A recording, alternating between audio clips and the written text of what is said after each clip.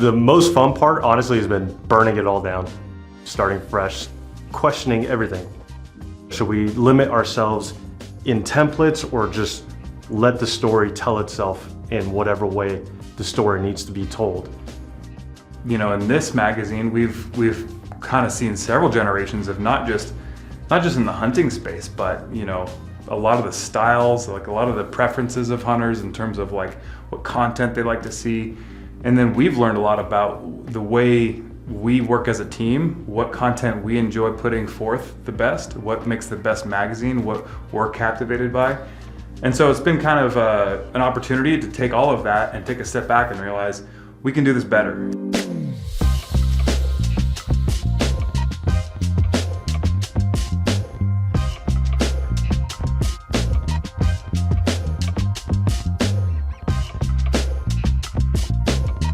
You know, I think the whole reason why to redo this is really why you remodel a house that you built. I mean, you built it and at the time you thought this is perfect, and after a while you just need to challenge yourself to freshen it up. Can we do it better? Can we think totally differently? Can we get outside of our box?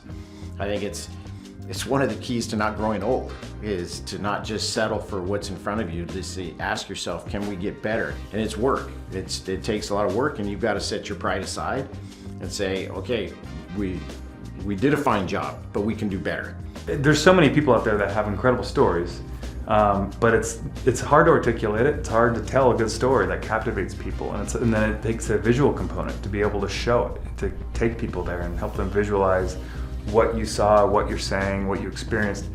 And that's what the show does so well, and that's what we're trying to do, and I believe we are doing with the magazine now really well, is telling that story visually in a way that matches the words. I would love to see Western Hunter, all of our media, Western Hunter TV, Western Hunter magazine, that people look at it and say, this is the right way to do it. You know, this is the way hunting needs to, because we've evolved and hunting's evolved, but we've evolved within limits, and we've kept it pure, we've kept it clean, and it's still all about the hunt. So I'm hoping like 10 years from now, people are still watching and going, man, that's the way we need to do it.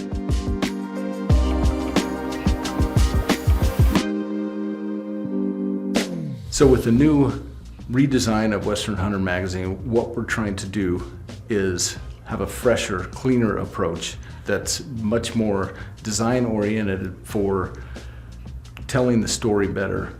As time has gone by with new technologies, every year it advances, and now with an entire team of writers, editors, proofreaders, photographers, every aspect of the magazine has become that much more enhanced with proofreading, with, you can skip that part, that proofreading is bad.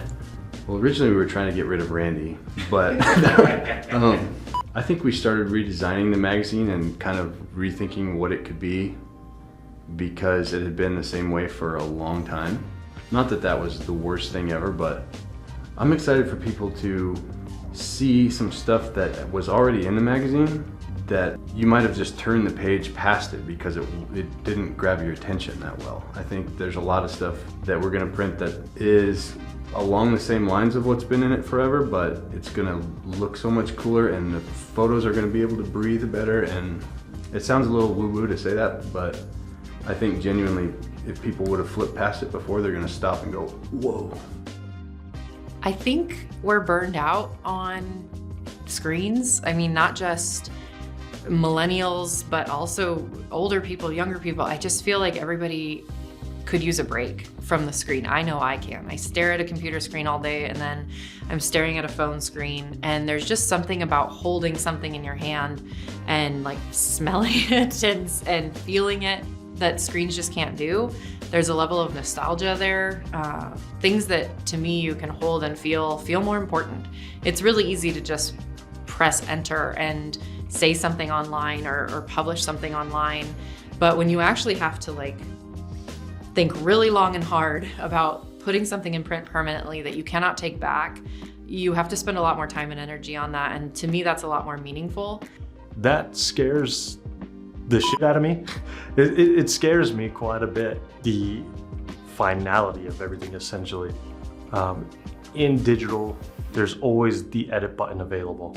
You could publish it, you could edit it, you could take it down, you could change everything about it. In print, once you send those final files, that's it. Honestly, the funnest part for me is actually watching what Doug and Randy, the graphic designers, when we send an article that is a lot like an article we've printed before, but to look and see what like Doug was able to do with some of that exact same type of content and create an entire different look and feel to the story. You know, you look at it and then be like, oh man, look at this, like this is cool, like, look how awesome that is. I think there was things in the magazine that were worthy of that reaction, but now I think the whole goddamn magazine is gonna give you that reaction. Where every time you turn the page, you're gonna be like, oh, dude, that's really cool. It's editorial stuff by guys who've spent 20 plus years in the field. Oh, in some cases, 40, 50 years in the field. For the longest time, I loved the Matthews archery catalog because the photographs in that were just epic. And like now with the new version of the magazine, that's kind of what I'm striving for, is just like, if nothing else, you're captivated by the photography in it. There's something about looking at a giant photo in a magazine, because there's really nowhere else to see a big photo anymore except for like a big screen at a football stadium or something, or an art gallery. We're so used to looking at them like this big. It's fun to be able to print them.